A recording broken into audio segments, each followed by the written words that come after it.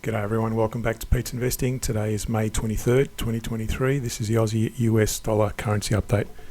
On the weekly, we've got a bearish signal, but on the daily, we've just broken up into a neutral signal on our indicator. So the way you read this, let me go to the weekly first. We look at the triple moving average of the price chart, moving average 3, 5 and 60, and we compare that to the CCI 150 moving average 5 and 50. If they're both aligned, in this case they're aligned short, we take a bearish short position. Back here it was bullish, and if it's flat it means it's neutral. Also consider the awesome oscillator is still declining, with its moving average still declining as well. So on a weekly it's still in a bearish momentum, although just be mindful on the daily it's broken up into a neutral, and notice it does break up and down more often on the lower time frames. So just probably wait for a more bearish signal to take short positions. However, just be mindful there is a bullish divergence happening on the hourly chart, and we'll cover that in a minute. Going back to the daily for a second, I did draw this support area at 65, 64. We need to see it break below that to be a lot more bearish, but at the moment it's still trending in that direction.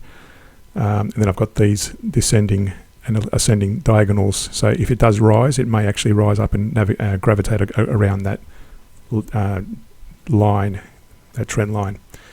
So at the moment, cautiously going short according to the weekly time frame, and wait for this on a daily to break to the downside.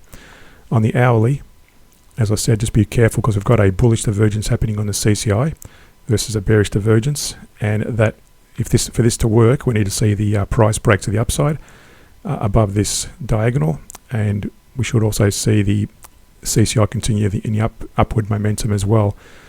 Now, in terms of divergence, you notice here there was a bearish divergence versus a bullish divergence on the price chart, and we drew a channel between that range there, and it actually broke below the channel.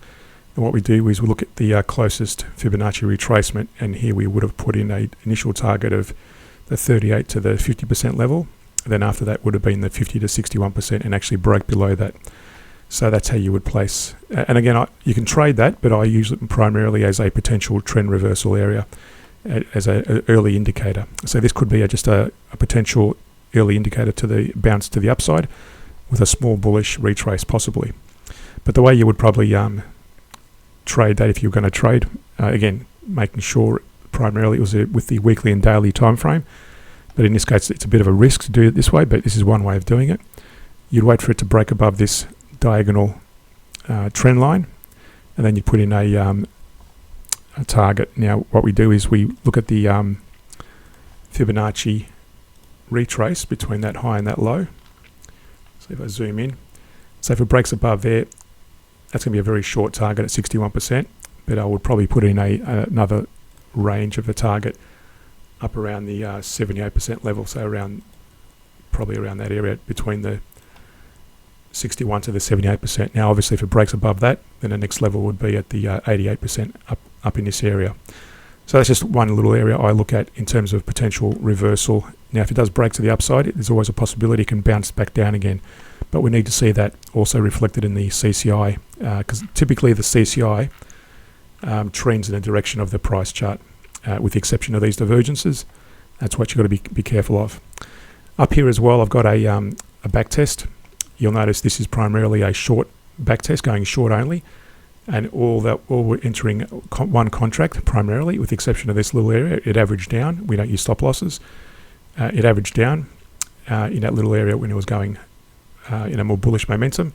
But to avoid those drawdowns on your profitability, what you do is, like in that case there, you'll notice on the that's in February 22.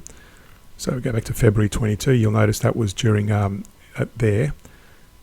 That was in a place where there was no short position. So that was that point there where that price was going in a more bullish momentum.